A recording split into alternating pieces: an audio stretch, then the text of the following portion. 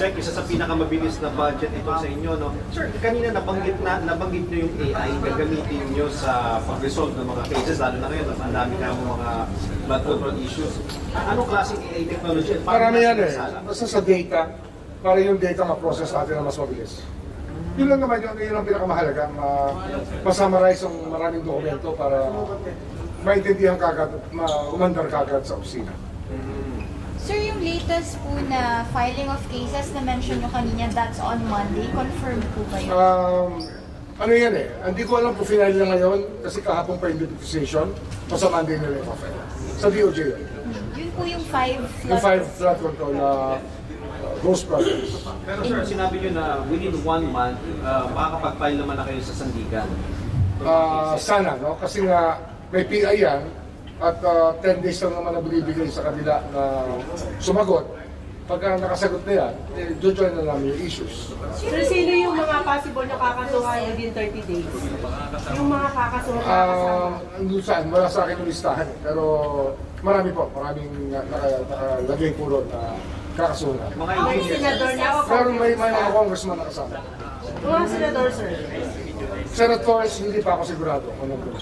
So, mga ilang kaso yung nakikita natin maipapile within next month? Within next month, hindi ko rin mabibigyan ng estimate. Mahirap eh. Kasi may mga nakalatag na sa amin. May mga 8 hanggang 10 kaso nakalatag sa amin. Eh, syempre, ina-evaluate lahat yan. So, as soon as possible tayo. Basta hindi nakagaya ng dati na snail pace. Talaga ito. Eh, ano to eh. Talaga kailangan bilisan namin ito. Paspasan ito. Kasi gano'n naman dapat eh. Ang corruption matagal na nangyayari at the deadline is yesterday, sinasabi nila. Sir, rin sa mga kakasuhan nyo, nasasabi nyo kanina, congressman, sino kasama si congressman sabi ko? Malamang kasama. Kasi naalala ko mayroong Mindoro case na kasama sa mga finansa. Siguro po ba na makaila na ng case din si Salvi po? I-request na rin po ba na makancel yung kanyang passport? Oh, siyempre, kasama yan. At ang mas mahalaga dyan, yung mga freeze order talaga ma-implement laban sa mga tao. At ito mga susunod na araw, marami akong pipirmahan na suspension orders o kaya mapipirmahan ko sa aking mga kasama para masuspindi na yung mga opisyal na tiwali dito sa flood control mess sa iba't ibang provincia. Sa clarify, yung may suspension orders? Mayroon pa, mga DPWH officials sa iba't ibang probinsya na meron tayong nakita na flood control problems. Kasama sa itong mga kongresista? Kongresista, hindi natin pwede suspindihin yan. Wala mo sa ating poder yan. Pero pwede yung imbestigahan. Sa clarification lang, yung 5 cases, DOJ sasampa sa inyo, diretso na Sandigan? Diretso na yun sa yung 5 cases ng DOJ, diretso ng RTC. RTC. Sa Sandigan, mag-fight ng special prosecutor. Kaya binabago namin ang flow ng aming pagtakbo mula sa filing papunta sa prosecution, iniisiyan po namin yung panahon. Sir, upon the dismissal order po kay Senator Joel, clarify or may statement po si former Ombudsman? I don't want to talk about it now. Pinag-aaralan namin. But do you have the 2019 order, sir? Or Yes, pinag-aaralan namin lahat. Pati yung mga we're studying everything. But sir, ano po ba yung usual process kapag po ba nang Kasi ang issue lang naman kasi dyan, transparency lang eh. Kasi everybody was asking me about serving the order. And when I was there 2 weeks ago, when I was first day in the office, I saw some cases dismissed, but not this case. Ngayon ko lang nakita ito, hindi naman nilabas sa akin kagad yan. Pero sir, dapat ba nasa record siya? Like, mabilis niyo dapat na Hindi, dapat mabilis sa access yan, hindi kagad na access. Sir, ang Pero sabi ni... nakita niyo na sa records ninyo. Pa? Nakita namin kahapon na lang, nung may nagdala sa akin ng record pagpasok ko sa opisina, after my interview with Carol Tagna. So, sir, inaaral nyo, pero possible ba na ma-reopen ulit yung dismissal? Pinag-aaralan kasi ang tagal na ng panahon yan, ha? You're talking about 2007, things that happened 18 years ago. Yan ang masakit yan, di ba? Sir, kasabi ni Congressman Rido naman, dapat to pag-aralan nyo yung timeline kasi 2016 na i-file yung... Ano ginagawa namin ngayon? We're doing that. Pero sir, natuklasan ba yung reason bakit ngayon lang nag-surface? Bakit kahapon? Hindi rin eh. Hindi rin malinaw. Kasi nga, gano'n ang patakbo ng opisina dati. So, wala tayong... Ayun na yun.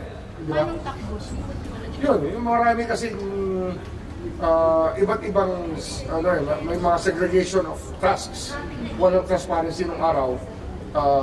Isolated ang bawat unit, hindi sila magkakasama ng trabaho. Ngayon kasi binabago natin yung sistema nila. Pero sir, sabi ng Ombudsman Martirez, it was never kept secret.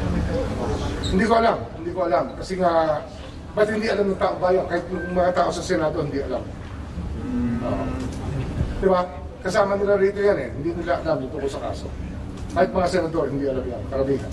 But yung usual process, sir, dapat merong paano ba notice? May public interest kasi dyan eh. Pag public interest case, yung binoto ng taong bayan, na malaking opisyal, siyempre may public interest dyan. Dapat dyan, open talaga information. So kung hindi mo na isa publiko yun, anong impact nun, sir, sa case? Hindi naman yun. Ang impact nun, sa tao. Kasi akala ng tao, may justisya na.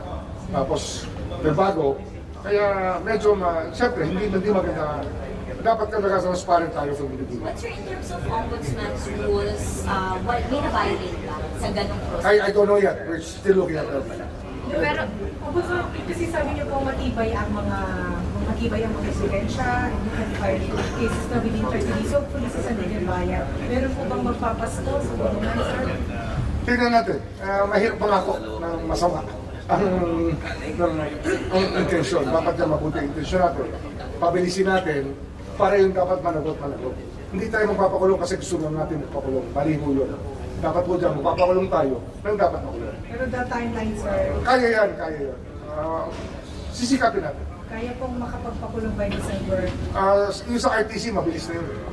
Yung sa RTC na kaso, open shop yun, tingin namin. So, mas mabilis yun. Meron na yan. At marami pa mangyayari. Sir, si JPE lastly, na na-acquit sa Sandigan ngayong araw na to, ano po reaksyon ng Ombudsman doon? Well, inabot ko na yan dito. Wala akong reaksyon. Ang pwede ko sabihin dyan, classmate ko si Gigi Reyes sa College of Law. At least para malaman yun. Sir, hindi a-appeal ng Ombudsman yung decision ng Sandigan Bayan? Ano yan eh? Hindi kami ang madalas yan, pagka-acquittal, ang nag-a-appeal nga Soldier. Hindi pa yata nangyayari na nag-a-appeal ng Ombudsman sa Sandigan Bayan. Sir, si Luis Hernandez po, pumunta po sa Office of the Ombudsman. Pumunta siya. Nakakausap na siya ng investigators. So, ano siya, sir? May possibility na release Ano siya eh, cooperative witness siya eh. Hindi niya na pinipilit yung state witness kasi nakita naman nila na ang hirap gawin yun na magbigay ng blanket immunity lalo na sa Ghost Project. Mahirap kong magbigay ng blanket immunity. Open shot case yan eh. Whether or not they cooperate, makukonvict naman sila talaga dyan. Diba? Hindi mo naman kailangan ng state witness kung totoo sila. Pero nagre-request siya, sir, na kunin niyo Hindi, na. ano lang yan, kasi nga cooperative witness yan. Siyempre, bibigyan natin ng special consideration with the permission of the court.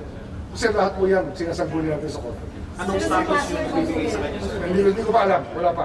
Basta kakausapin namin ang court. Sir, si Alcantara din daw, pinatawag niyo today. Yung mga investigators natin, mga fact-finding investigators. Okay? Sige, thank you.